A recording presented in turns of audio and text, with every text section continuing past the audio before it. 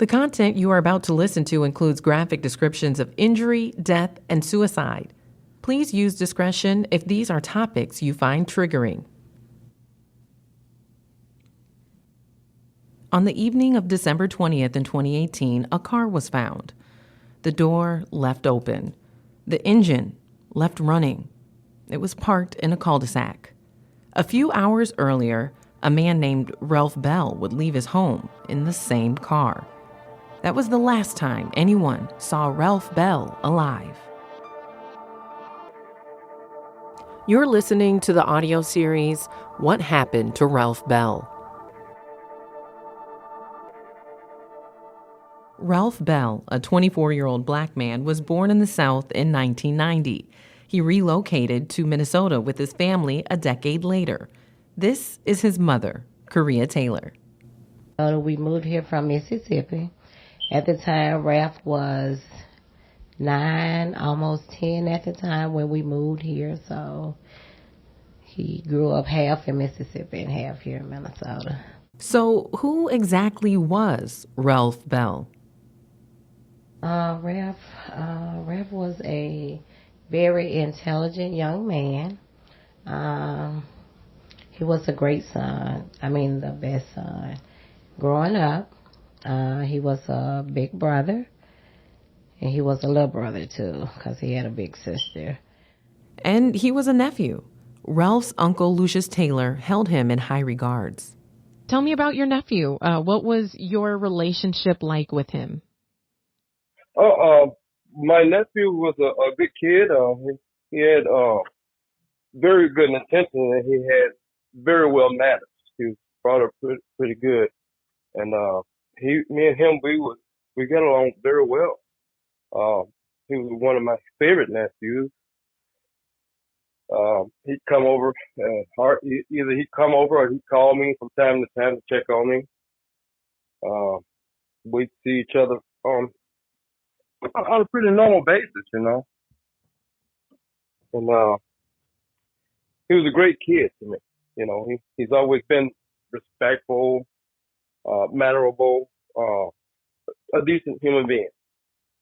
One of the closest people to Ralph was his sister, Isabella Taylor.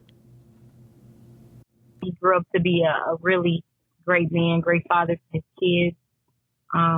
Unfortunately, we didn't really have our father growing up, so he really wanted to be the best father he could be for his kids, and he really accomplished that goal. Ralph was also extremely close to his girlfriend, Kayla Raycotts, who he met when they were teenagers. We met in December of 2012, and we got together like 2 weeks after knowing each other. And about 2 months later, I got pregnant with our first. And then he moved in with me and my parents because we were only 17 years old. And then we were just together, and then we had our second, and then we got our first place together. Ralph was a man with hopes and dreams. He was an entrepreneur.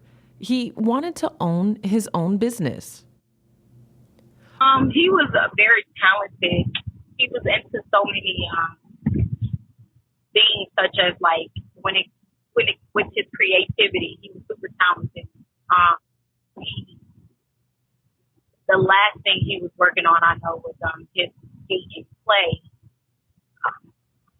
A play? Skate and play. It was like an arcade for people to come in and they could skate, and for kids that could come in and they could skate and play at the same time. That was his last thing I think he was really working on. And also, he was finishing up his high school credits with Penn Foster. Ralph was a family man. Even as an adult, he called his mother almost daily. I miss the morning phone calls mostly, because he normally called me early in the morning, and be like, good morning, old lady. He loved to call me old, and different things. Davon Taylor, Ralph's brother, was his confidant. Me and my brother relationship was like, you feel me? I was like his backbone. Like, you know what I'm saying? Like, we was real close. Like, you know, we just talk to each other about everything. Like, relationship wise, like, you know what I'm saying? What we got going on in our life, like, everything, like, so, like, it's not nothing he couldn't, you know what I'm saying, call, you feel me, talk to me about. We used to always talk on the phone, you know what I'm saying, every morning, you feel me? We'll shoot a text, like, you know what I'm saying? How the twins doing? How the kids doing? Like, you know? Like, so, we always talk, you know what I'm saying? And then, like, it was just like a normal day. On the day Ralph disappeared, everything started out normally. Ralph texted friends and family. In fact, his uncle Lucius had been contacted by Ralph earlier in the day. He called me that morning, the day of that he came up missing, and said that he was going to come over to see me. But he never got around to it. It was about a week away from Christmas. Ralph's girlfriend Kayla went shopping, so Ralph stayed with his children for most of the day. And it was pretty common for Ralph to be with his children. His sister Isabella came by with her kids that afternoon. They spent the evening together. Maybe because I think this would be really, really important. The last time that you saw him, outside of other than Kayla, you're the only other person who saw him that day. And so we're hoping to hear your perspective on what that exchange was like, what you guys talked about, what his, like, did anything seem off? Was, what did he say to you at that time? Were there concerns that you had? No, it actually wasn't a concern, but there were something different that he did, such as, like, he's not really, like, clingy and touchy, so he was kind of hold it, like, he laying on my shoulder and different things like that I realized, like, okay, that's a little odd with Ralph. But I just embraced it and accepted. But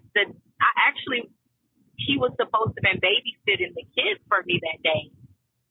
But I actually told him, I was like, no, that's okay. But he was like, you guys should still come over and hang out with me. And I'm like, okay, we went over and still hung out with him.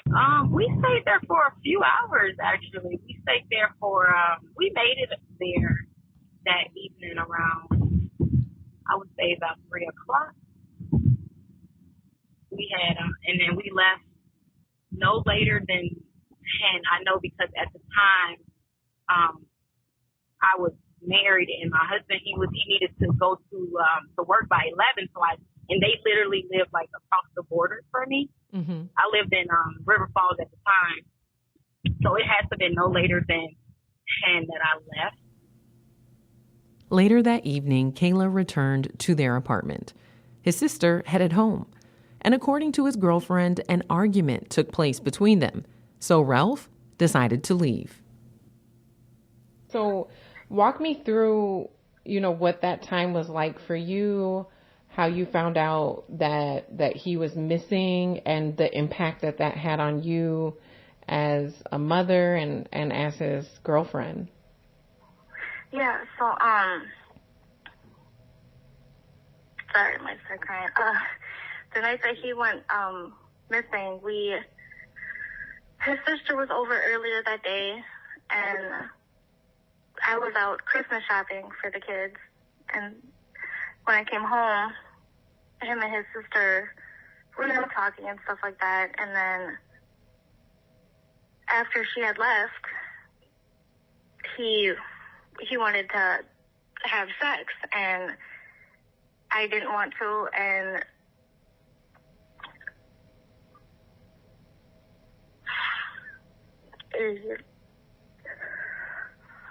sorry, I hate talking about it again. Oh, it's okay. Take your time.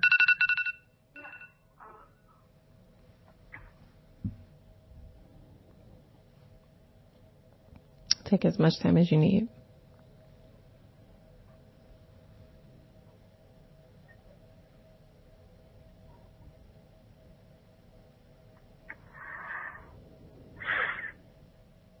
So then after I, like, kept, saying no and, like, pushing him away and stuff like that,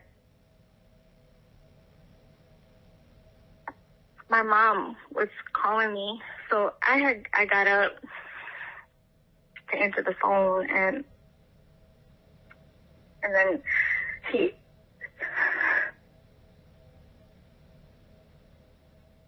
I didn't think it would be this hard to talk about it again.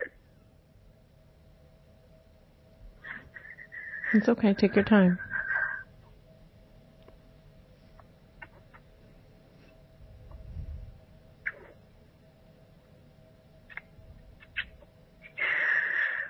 So I went to go talk to her. I had looked up, and RJ was standing in the hallway, and he looked at me, and he was just like, "Don't you love me?" And when something like that happens, you really don't think to just, I don't know. I was just like, what are you talking about? So then he walked away and went back in the room. I was thinking he was going back in just to lay back down, and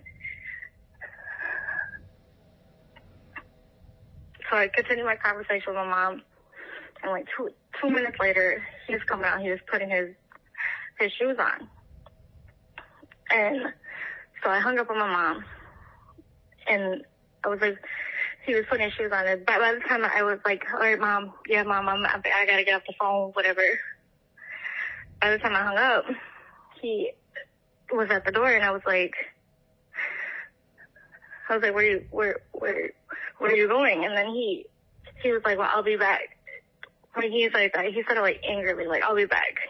Like when we get in an argument, he'll say well, I'll be back. And so then he went out the door. So I took the elevator downstairs. I don't know why he didn't take the stairs like how he did.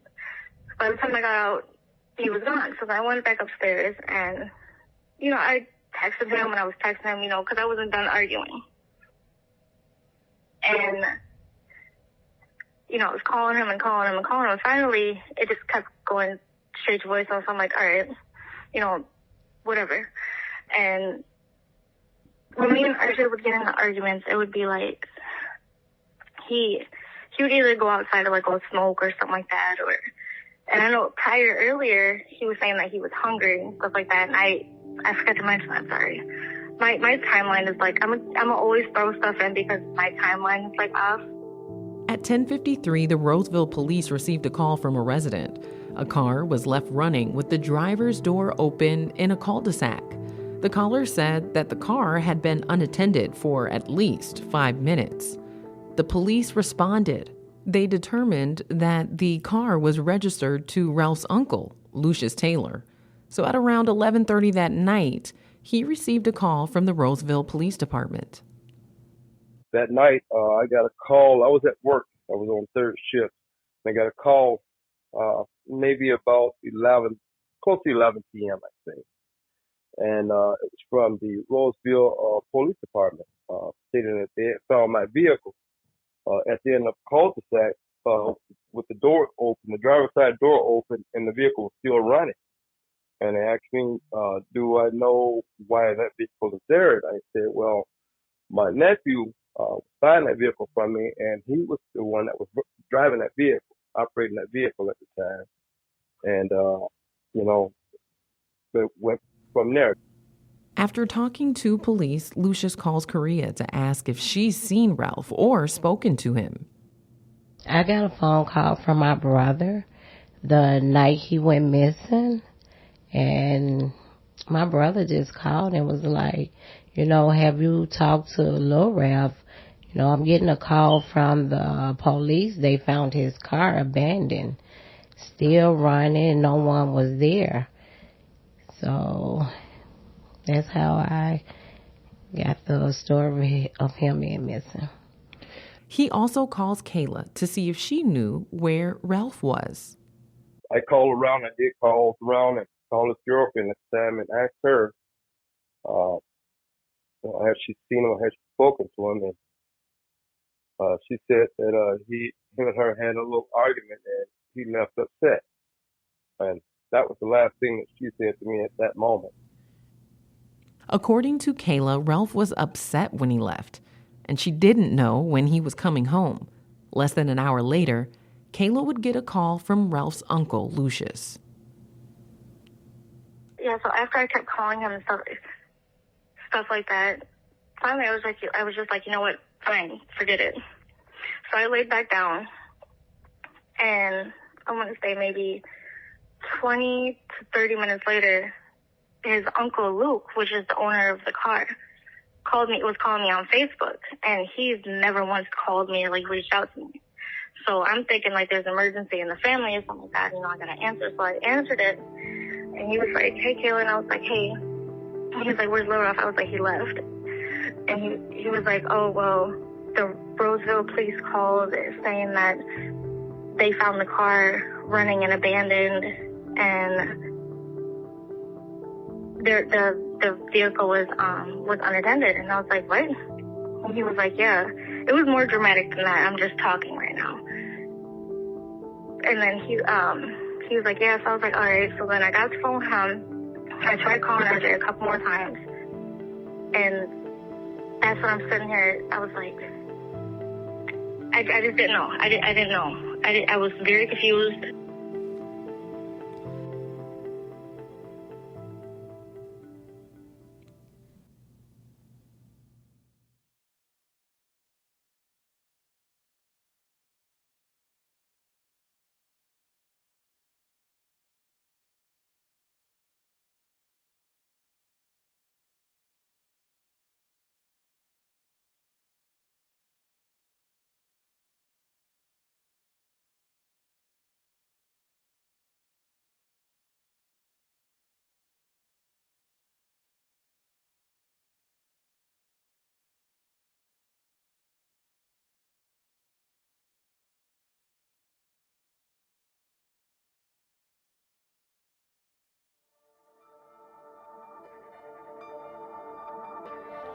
You're listening to What Happened to Ralph Bell. The family starts calling each other and talking. No one knows where Ralph is, and they're concerned. Ralph wouldn't go without answering calls from his family, and he certainly wouldn't leave his children for that long. Isabella, his sister, thought that Ralph might be going through something. Can you just share with us what you heard that happened to him after you left and how you found out? The night when I got a call from Kayla, she told me, she was like, your brother's missing. This is exactly what she said. She said, your brother's missing. And I'm like, I didn't believe her at all. Like I really didn't believe her. But she was just saying, like, your brother's missing. They found his car. He hopped in another car with our other brother. So I was like, okay, well, maybe he left and he got it. He went with Red. Because I know they have issues, but my brother, he's super private. So I knew they were having some issues at home. But again, like I said, he was super private. So you didn't know exactly what was going on because he just they kept everything in their household, literally. We didn't know anything about their business. So it was... She just called him and just said he was missing. Literally, she called me, and I'm like, that's not like that can't be true because I just seen him. Like I literally just seen him, and I thought when she said his car was found, I was like, okay, well maybe he just left to go take a breather because there are times when I know he gets upset and he has to go and like cool himself off and stuff like that. So I'm like, maybe that was it. But she was like, no, he left the car and got in the car with my brother with Red. So that's what she said. Everything else. And so remind me again what time you said Kayla called you and told you that he was missing. She called me probably like, it was like, it has to have been like an hour, I want to say.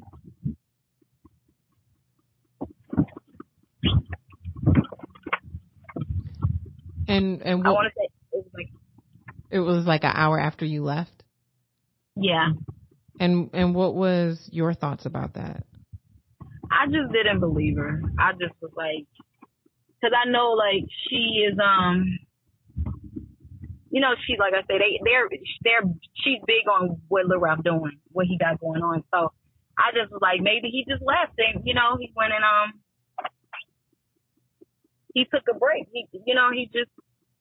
They probably got into it when I left because they good. Like they're really good at keeping their business to themselves. So I just thought maybe they got into an argument when I left and, but they didn't even seem like they was in tour with each other when I left. The next day, Korea went to Stillwater Police Department to file a missing persons report. So on what day was that original missing person report filed?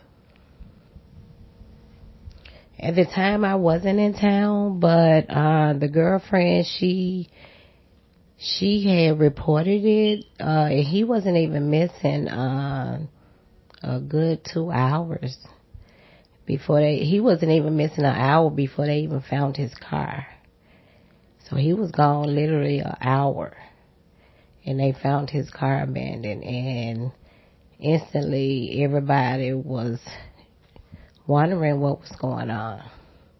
And could you talk about the condition that the car was found in and why there was an assumption made that he was missing once his car was found?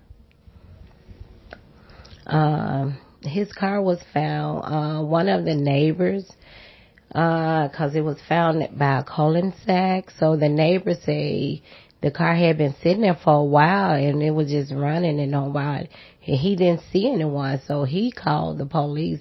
So that's how the police was notified, by just a random car sitting there.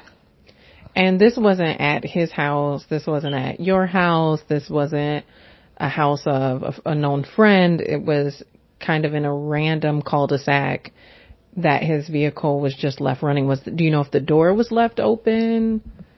Yes, the door was open, and nobody was just in the car. The keys was there.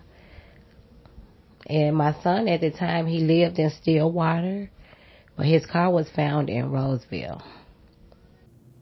There's also some confusion as to which police department should handle the case.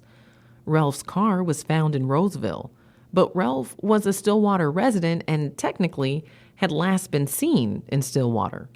Ultimately, the family is told to wait. The Stillwater Police Department wouldn't formally begin to investigate Ralph's disappearance until the day after Christmas, 6 days after he left his apartment. Ralph misses Christmas, his own birthday, and he even misses his daughter's birthday. His birthday was December 28th. So he had been missing for 8 days. What was that day like for you? It was so hard because it was literally like his first birthday that I didn't get to share with him.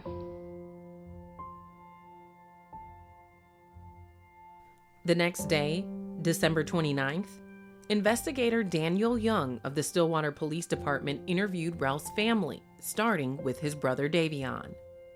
Well, we're doing everything that we can on our end, trying to figure out what happened. Unfortunately, there's still kind of a lot of question marks.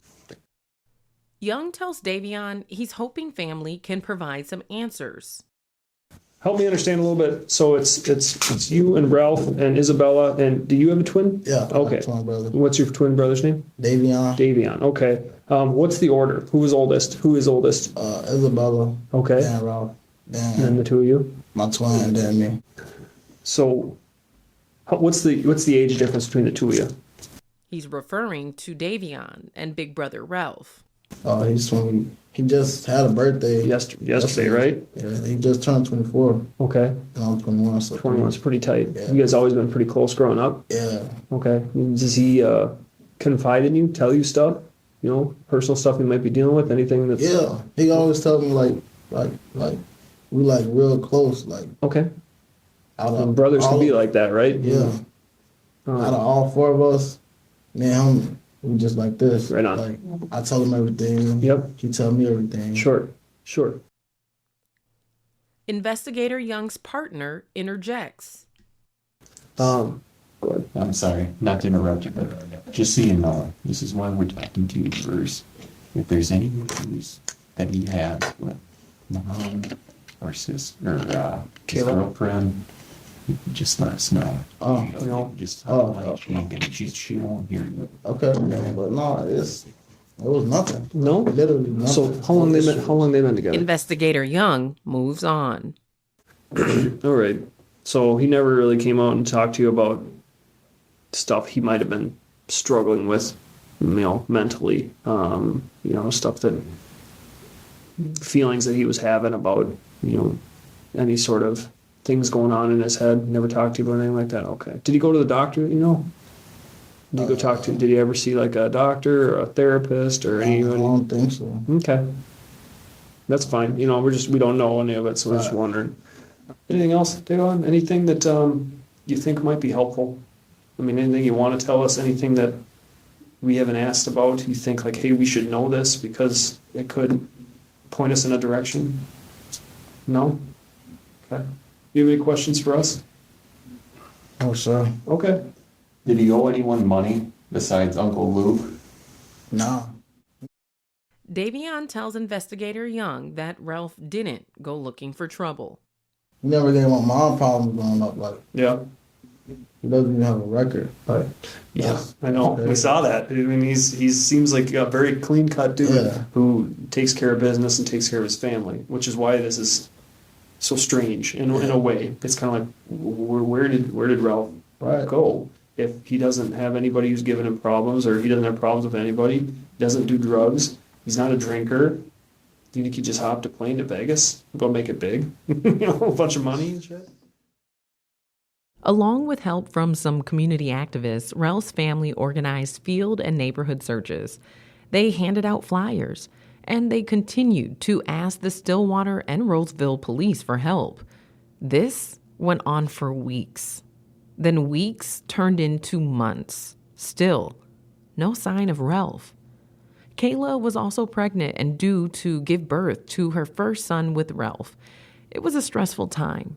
Ralph's family held out hope, but began to fear the worst. What was that time period like for you when he was missing? It was really hard. It was numb, with the kids, especially Lacey, our oldest. She was the one that was, very aware of, because she seen it, on the news and stuff like that, and she knew something was wrong because her dad has always been there from day one. So she knew something was wrong, and she just kept asking, where's Daddy? And just questioning why he's not there. Then, one day at the end of March in 2019, Roseville police were dispatched to a vacant lot. A citizen was looking for shed deer antlers and spotted a body. The Stillwater police would go on to contact Korea and Kayla, but word of a body being found in a field somehow made it to social media before either woman could speak to police. And so, can you share with us how you learned that his body was found? Actually, when I learned his body was found, I had got home and I was just happened to be on Facebook that day, and I seen someone had made a post and they was like they had found a body in Roseville, but it didn't dawn on me that it was him. And I was like, oh wow. And then I seen this other young lady that had been commenting on a lot of his posts during his time of missing, and I said, oh Lord, I hope that's not his body. And it's like my heart just stopped, because I was like, oh my God, I hope this not. But then on the other side of my eye, I was like, well, if it is, it'll be more peaceful for me because I know where he is now. But so the detective called me and they was like, well, we want you to come to the station So I did go there, and that's when they told me about it too.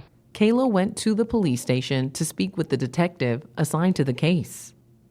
And then when they found his body, what went through your mind, and at what point did you have a different conversation with her about him?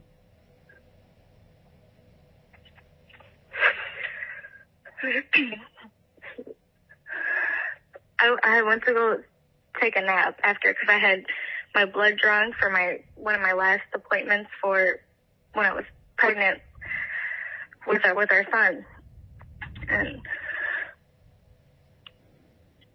then I got a call, and I seen it was from the detective Dan, and I know prior we were talking about fingerprints in the car, so I answered it, and he was like, "Hi, Kayla, are you busy right now?" I was like, "No, I'm not busy."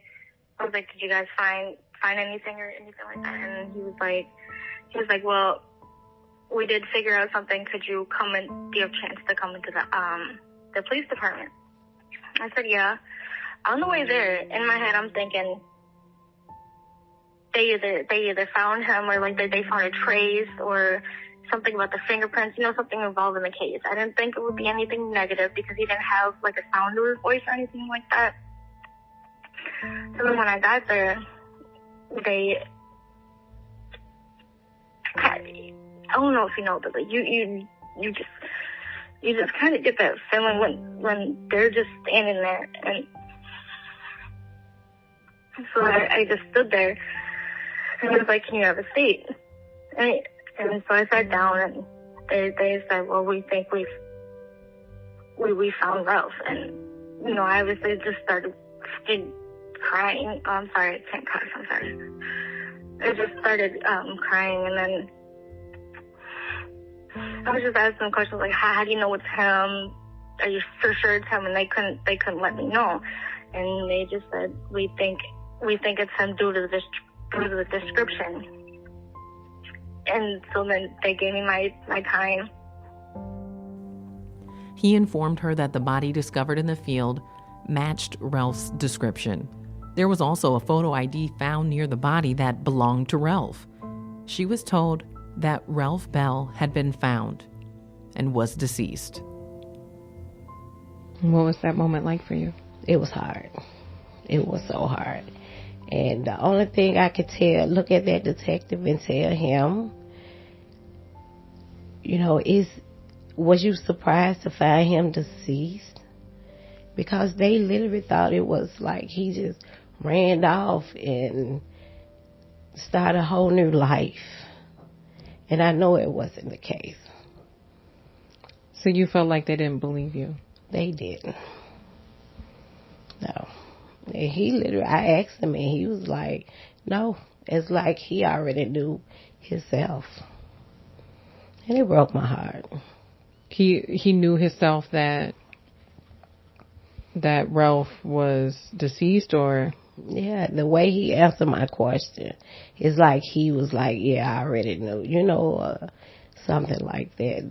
That really broke my heart to see him say it to me like that. But admitting that he hadn't believed you. Right. On the same exact day that she learned of Ralph's death, Kayla went into labor. And 1 day later, Ralph Bell Jr. was born. I was like, I was like begging him, like, how, like, do you know? Like, how do you know? And he's like, "Well, we found an ID, and it was close to where the body was found. It does match Ralph." So then they gave me my time to like cry and stuff like that. And after I left, I didn't want to go home to my mom's house. That's where we were staying at the time, and then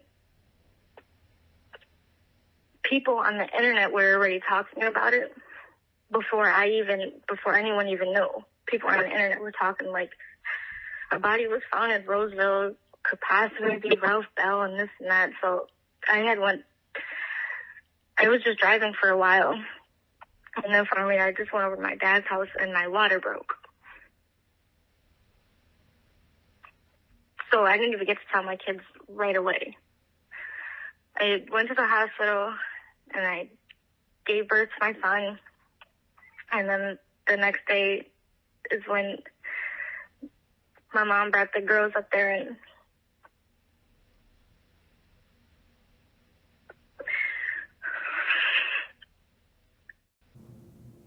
Days later, the Roseville police released a public statement that a body was found and identified as Ralph Bell. Preliminary cause of death was ruled a suicide.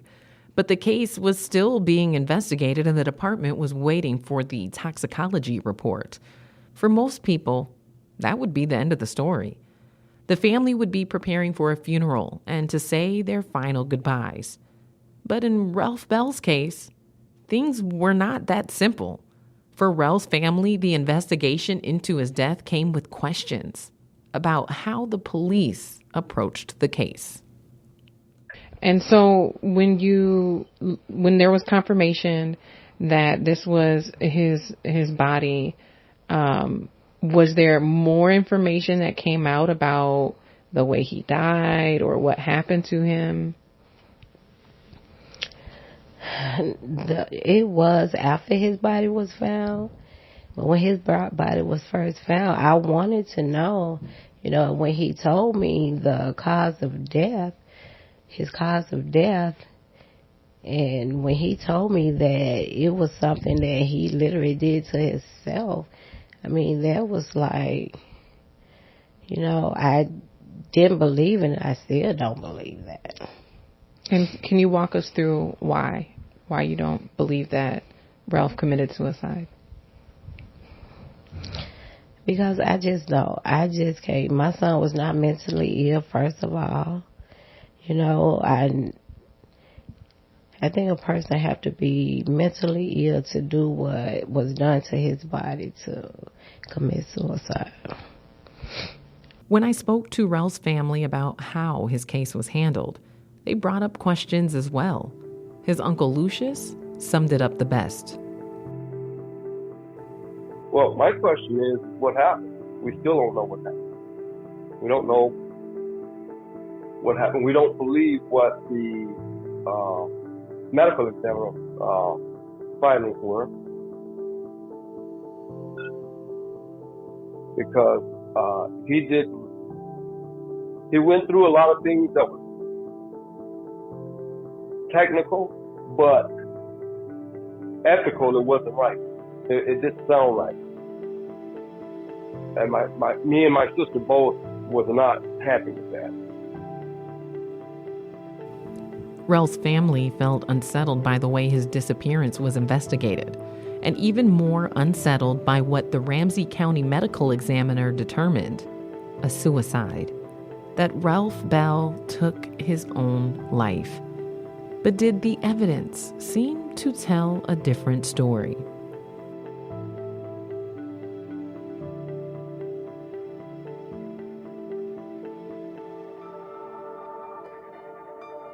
This has been a Georgia Fort and Black Press production.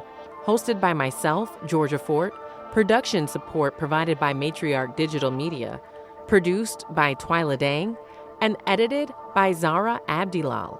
To learn more about Black Press, head to our website at blackpress.llc. That's BLCK press.llc.